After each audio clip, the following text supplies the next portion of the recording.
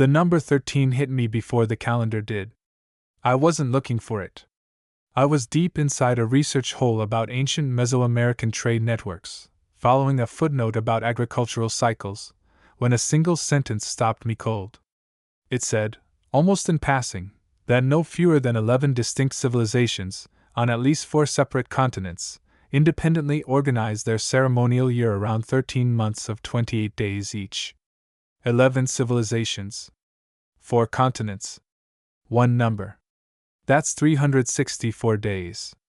Perfectly divisible. Elegantly structured. And yet the world you woke up in this morning operates on a system that gives you months of wildly unequal length. 28, 29, 30, 31 days, that haven't been coherently explained to a curious child in centuries. Something was replaced. The question that's kept me turning pages for weeks is, by whom, when, and why? The official story goes like this. The Gregorian calendar we use today descends from the Julian calendar, itself a reform of the older Roman calendar commissioned by Julius Caesar in 46 BCE. Before Caesar's reform, the Roman calendar was a chaotic mess, a 10-month system that had been patched, extended, and politically manipulated so thoroughly that seasons had drifted weeks away from their designated months. Priests were intercalating days for political reasons.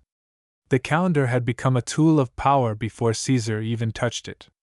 Caesar, working with the Alexandrian astronomer Sosigenes, introduced a solar year of 365.25 days, accounting for the extra quarter day by inserting a leap day every 4 years. This was a genuine astronomical achievement. In 1582, Pope Gregory XIII refined it further, dropping 10 days in October and adjusting the leap year rule, to bring the calendar back into alignment with the solar equinox. The Gregorian reform was a practical fix for accumulated drift. That's the mainstream explanation, and it is largely accurate. No responsible historian disputes the mechanics. And yet the mechanics tell us very little about what was lost in the architecture of time that existed before Caesar sat down with Sosigenes. The mainstream account begins with Rome and ends with Rome. It is a story told entirely from inside one tradition. Let me be fair to the official narrative a little longer before I begin pulling at the threads. Let's start with the numbers. Because the numbers, as usual, are the most honest witnesses we have. 28. That is the number of days in a lunar cycle, measured from new moon to new moon, rounded to the nearest integer. It is also, not coincidentally, the average human menstrual cycle, a biological rhythm that predates writing, agriculture, and civilization by several 100,000 years. When you divide 364 by 28, you get exactly 13. When you divide 364 by 13, you get exactly 28. The arithmetic is clean in a way that our current system simply is not. Try dividing 365 by anything meaningful. You cannot. The number 365 is mathematically awkward, it is prime adjacent, uncooperative, and it forces every calendar built around it into a series of compensations and approximations. Months of unequal length. Weeks that don't align with months. Years that don't align with anything except the solar orbit itself. Our current calendar is, in a precise mathematical sense, less coherent than the system it replaced. Speaking of what it replaced, let me take you to ancient Mesopotamia. The Sumerians, whose written records constitute the oldest literate civilization we have documented evidence for, operated on a system of 13 months. Not 12. Scholars at the Oriental Institute in Chicago, their clay tablet collections are among the finest in the world, have documented Sumerian administrative records clearly organized around 13-month structures, with intercalary periods handled in ways that suggest they understood the solar year perfectly well and simply preferred the lunar architecture. The documents are there. They are not secret. They are simply not the first thing mentioned in a standard history of timekeeping. Which brings me to ancient Egypt.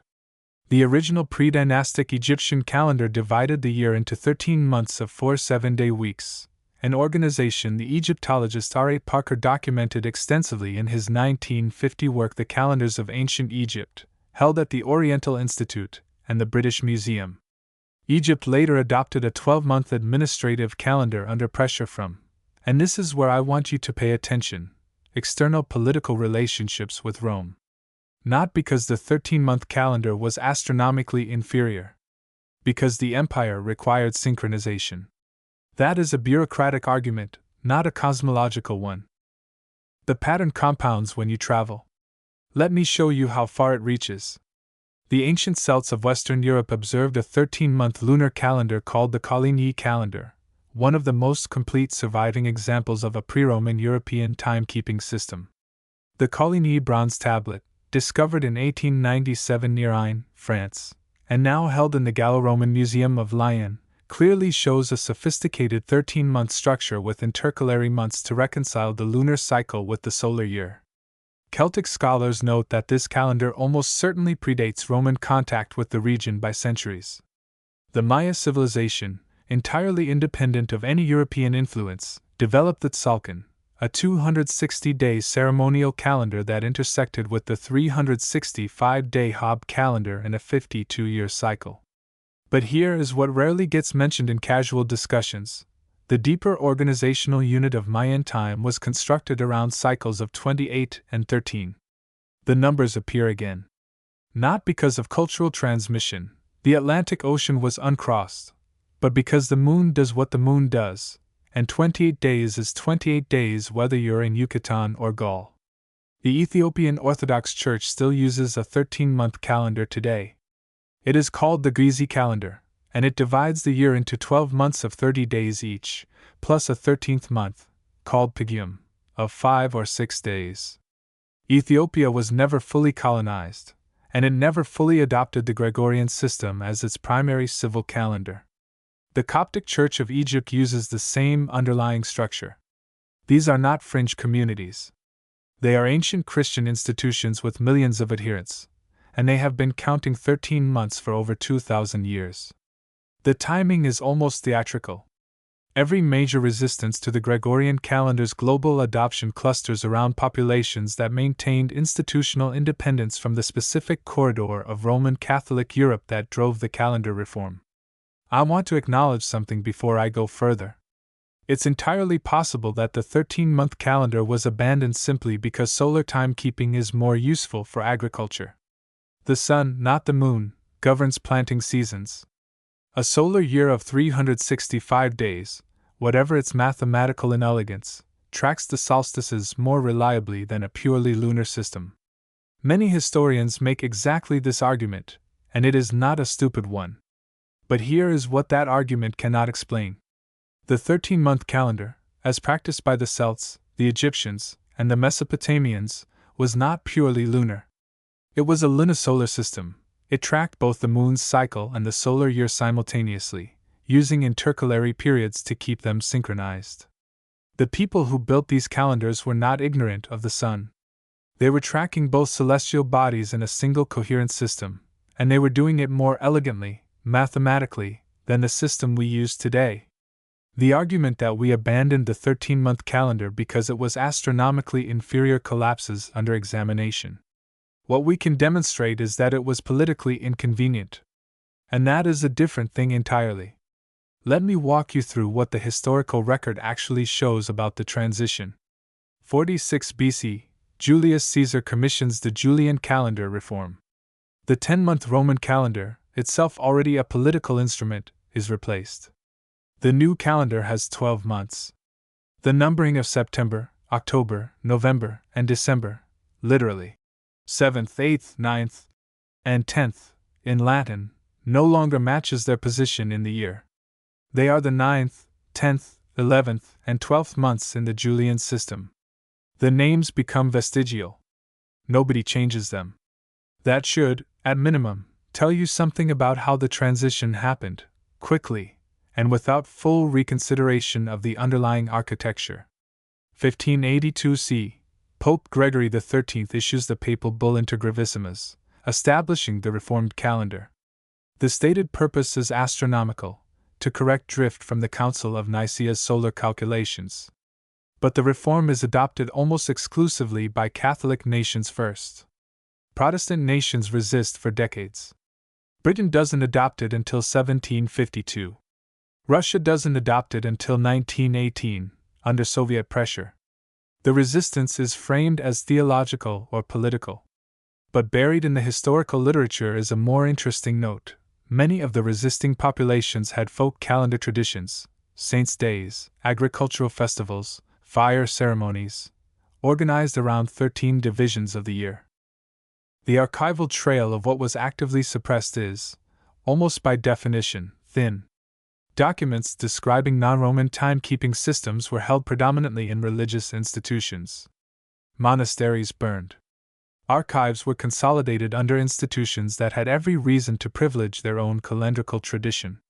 The Library of Alexandria, whose destruction, incidentally, historians cannot fully account for and whose collection included astronomical and calendrical documents from across the ancient world, is the most famous example of archival loss. But it is not the only one. The records of the Druidic tradition were oral, deliberately so, and were extinguished almost entirely through Roman military campaigns in Gaul and Britain between 55 BC and 84 C. The Maya codices, books recording the full complexity of their calendrical mathematics, were burned in 1562 by the Bishop Diego de Landa in what he described as an act of religious purification. He later expressed regret and tried to reconstruct some of the knowledge from memory. 4 codices survived out of what scholars estimate was once a library of hundreds. The pattern is not subtle. Every major extermination of non-Gregorian timekeeping knowledge occurs in the context of institutional power consolidation, whether Roman military, Catholic ecclesiastical, or colonial administrative. Maybe that's coincidence. Maybe those archives were destroyed for unrelated reasons. But the timing keeps appearing, in document after document, and once you see it, you cannot unsee it. Here is where I want to slow down, because this is the section that matters most. The question is not simply academic. The calendar is not a neutral technology. It governs when you work and when you rest, when you celebrate and when you mourn, how you divide a fiscal year, how you mark a deadline, how you conceive of a month's labor or a season's growth. The philosopher Ivan Illich wrote, in his 1973 work Tools for Conviviality, a copy sits in the Columbia University Library, that the standardization of time is the deepest standardization a society can undergo, because it shapes the cognitive rhythm of every other activity. You cannot resist the calendar while living inside it. It is invisible infrastructure. The 13-month calendar, with its 28-day months, has a particular property that our current system lacks. It is perceptually stable. Every month feels the same length because every month is the same length. Every week falls on the same day of the month across every month of the year. The 7th is always a Sunday, or always a Thursday, depending on where you set the anchor. This is not true of our current system, where the first of every month falls on a different day of the week, and where planning anything across monthly boundaries requires consulting a visual grid rather than performing mental arithmetic. The International Fixed Calendar, a 13-month proposal formally presented to the League of Nations in 1930 by Moses Cotsworth, and seriously considered by the United States, Canada, and several European nations, would have rationalized the year along exactly these lines. 13 months of 28 days, plus 1 or 2 intercalary, world days, outside the monthly count. The proposal was defeated, in large part, through lobbying by financial institutions and religious organizations who argued that disrupting the existing calendar would destabilize economic cycles. The League of Nations rejected it in 1937. The documents from that deliberation are held at the United Nations Archive in Geneva. Eastman Kodak, incidentally, actually used the International Fixed Calendar internally for corporate accounting from 1928 until 1989. 61 years. Their financial records during that period consistently showed improved budgeting accuracy compared to competitors using the Gregorian system, because 13 equal accounting periods are easier to compare than 12 unequal ones. The Eastman Kodak Corporate Archives in Rochester, New York retain this documentation. A major American corporation used a 13-month calendar for over 6 decades and found it more functional than the system the rest of the world uses. That fact is sitting in a filing cabinet in Rochester. It doesn't make it into the standard history of timekeeping. Maybe I'm seeing patterns where none exist. Maybe the 13-month calendar was genuinely inferior, and the civilizations that used it simply hadn't developed a better understanding of solar astronomy. Maybe the destruction of calendrical archives is unrelated to the specific knowledge those archives contained. Maybe Kodak's 61-year experiment is an administrative curiosity with no broader implications. But then I think about the mathematics. 28 times 13 equals 364. Not 365. 1 day short of a solar year. Every 13-month calendar tradition resolved this problem the same way, with a day out of time, a transitional day that belonged to no month and no week, a pause in ordinary counting. The Egyptians had it. The Maya had it. The Celts had it. The modern International Fixed Calendar proposal built it in explicitly, a world day, outside the numbered structure, falling between the last day of the 13th month and the first day of the first month of the new year. A day that belongs to no ordinary time. A threshold. A reset. Every culture that organized time in 13 months also built in a moment of exemption from the normal order. A day for ceremony, for reflection, for acknowledging that the year's machinery had to pause before beginning again. The Gregorian calendar has no such moment. January 1st is simply day 1 of month 1, followed immediately by day 2, without interruption. The administrative machinery never stops. The counting never pauses. I don't know what to make of that. I genuinely don't. Maybe it means nothing. Maybe it means that the architects of our current system were optimizing for something that doesn't include rest.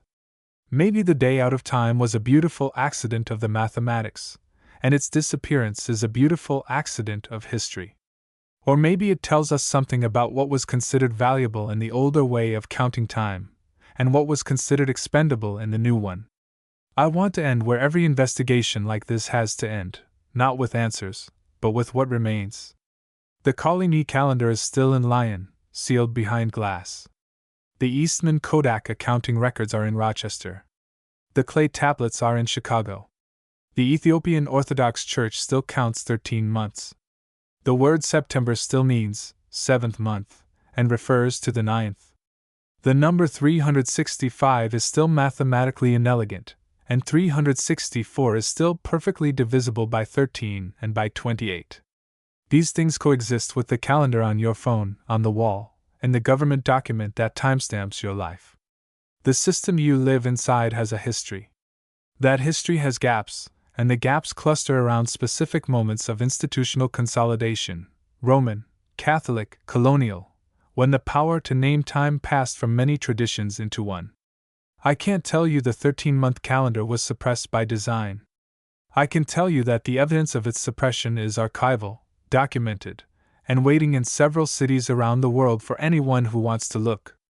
I can tell you that the replacement was not strictly superior by the metrics it claimed: astronomical accuracy, mathematical elegance, practical utility, and that the groups who resisted it longest were those with the least connection to the institutions that drove it.